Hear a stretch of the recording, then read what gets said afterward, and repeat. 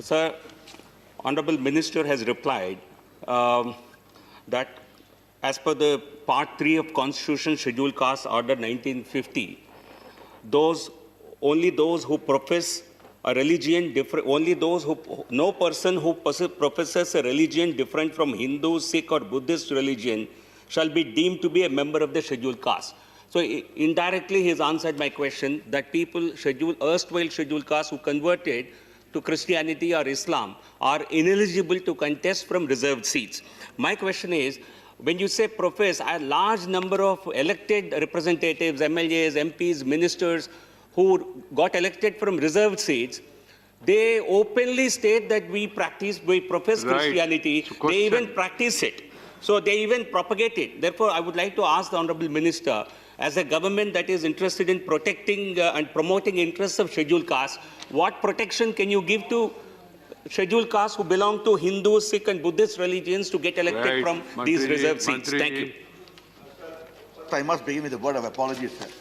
In clause 5 of this answer, there is some grammatical error, sir. I sincerely apologize. I had given instructions, sir. It should be read, sir. However, the constitutional framers were keen to end the discrimination against SC, which was unfair and wrong tradition of Hindu society, which needed constitutional correction. This should be the right approach, sir. I'll make a proper request for that. Sir, let me share with this House, sir. When the question of reservation and empowerment of our scheduled caste brethren and sisters and scheduled tribe came about, they were aware for the rationale for which this reservation has to be given, sir. Scheduled caste discrimination was a wrong practice of Hindu society. They were aware. And our tribal friends were away from the society in jungles. They needed to be brought in the mainstream. Therefore, it is only these two communities who, apart from reservation in education, employment, have been given political reservation.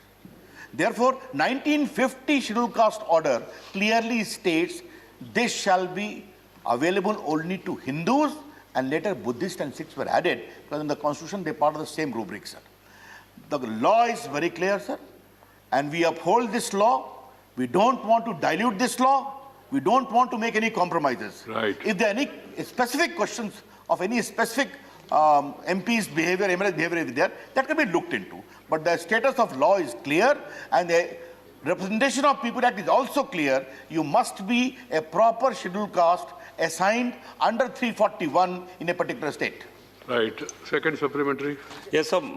Because there is a gross misuse of constitutional provision, I request the Honourable Minister to consider having a special provision under Part 2 of the Representation of People Act dealing with disqualifications because such a mention will actually empower the courts and even the Election Commission of India to adjudicate on matters concerning the ineligibility of some candidates who get elected from reserved seats but have converted to other religions like Christianity or Islam. Don't mention religion. No. Sir, as far as this particular part is concerned, sir, there is a very robust provision of challenging the election in the election laws of India. And if a person wrongly claims to be one belonging to the scheduled caste or scheduled tribe and has taken the benefit to get elected, the election can be set aside. It has been set aside. Therefore, a proper, robust mechanism is there. At the time of nomination also, before the returning officer, objection can be filed, and there is no proper certificate, his candidature can be rejected. I think there has to be greater awareness, but I take his point that the government, the Election Commission, all need to work together to ensure greater awareness about these provisions.